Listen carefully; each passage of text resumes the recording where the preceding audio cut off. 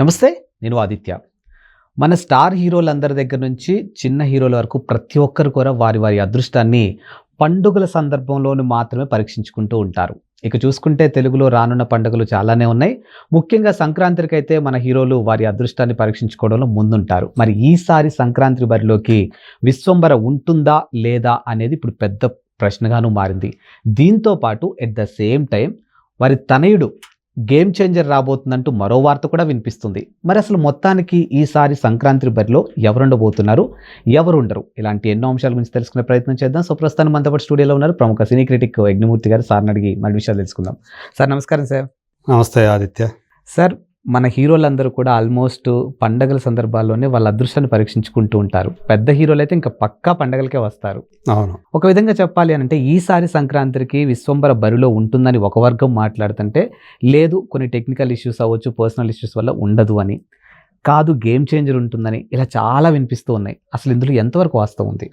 ఈ మధ్య మీరు అన్నట్టు నిజంగానే సోషల్ మీడియాలో దీని మీద డిస్కషన్ నడుస్తుంది. సంక్రాంతికి విశ్వంబర్ రాదు, దాని ప్లేస్లో గేమ్ చేంజర్ని తీసుకురావడానికి దిల్ రాజు ప్లాన్ చేస్తున్నాడని.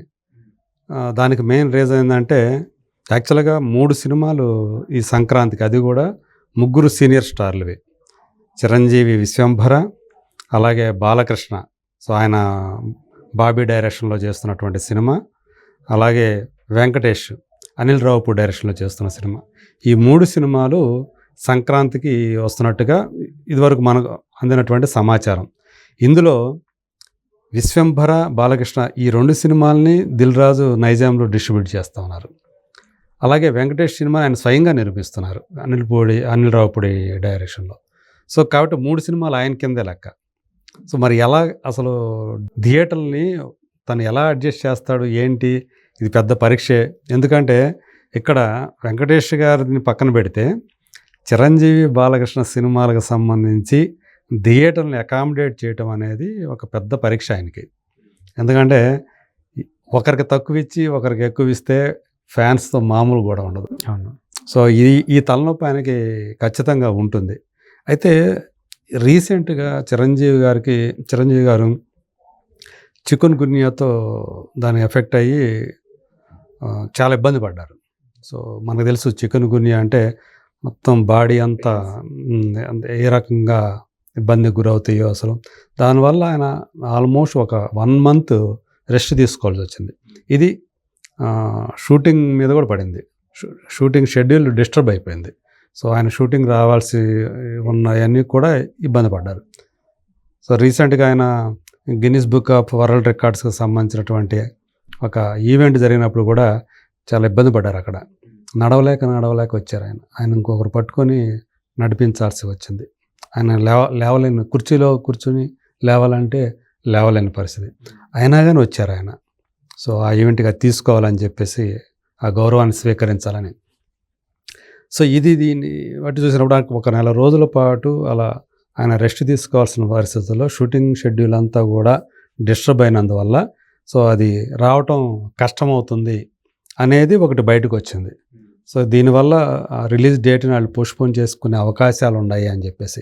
యాక్చువల్గా 9 లేదా 10 తేదీల్లో ఆ సినిమా రిలీజ్ కావాలి, జనవరి 2025 జనవరి. అంటే సంక్రాంతిలో మొదటగా బరిలోకి వచ్చేది విశ్వంభరే రావాలా.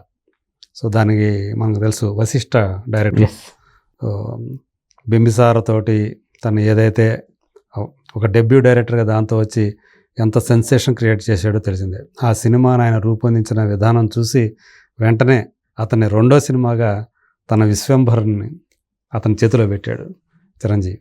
సో దానికి తగ్గట్టే ఒక ఫ్యాంటసీ అడ్వెంచరస్ మూవీగా దాన్ని అతను తీర్చిదిద్దున్నాడు అనేది మనకు అందుతున్నటువంటి సమాచారం.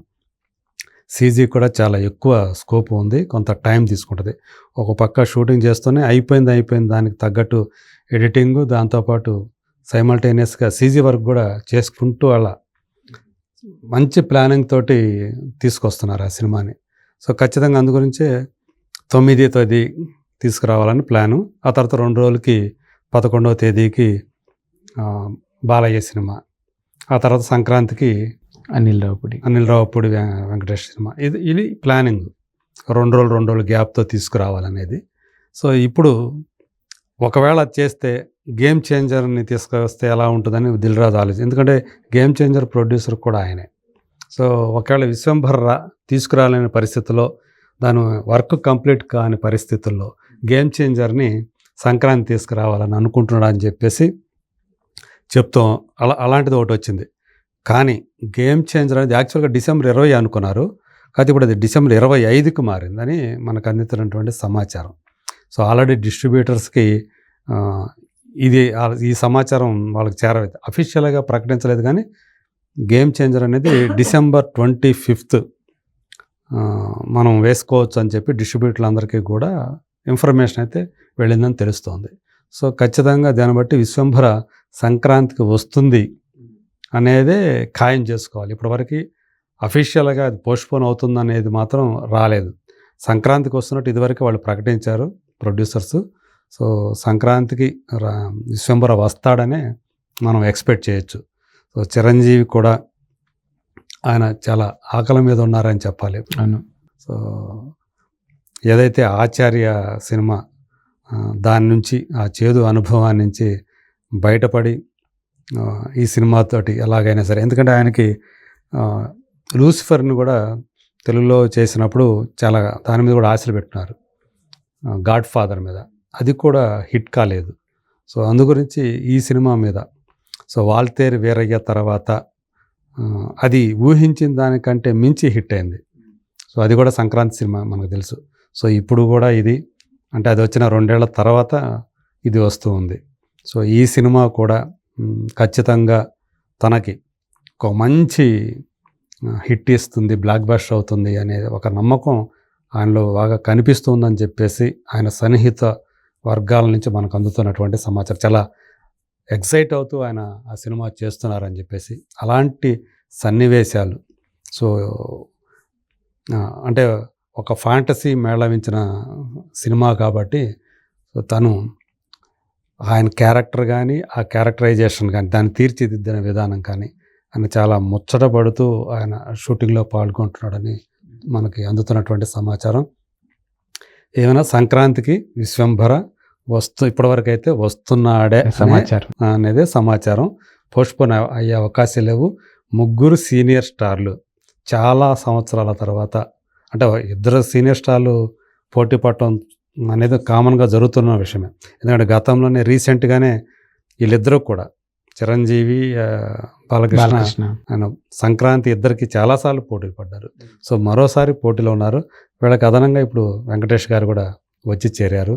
సో ఈ 3 సీనియర్ స్టార్లు ఒక్కసారే సో మన మీదకు వస్తే, సో ఎవరు ఈ దండయాత్రలో ఈ సంక్రాంతి పందెంలో ఎవరు నిలుస్తారు, ఎవరు గెలుస్తారు, ఒక్కోసారి 3 గెలిచే అవకాశాలు కూడా ఉన్నాయి.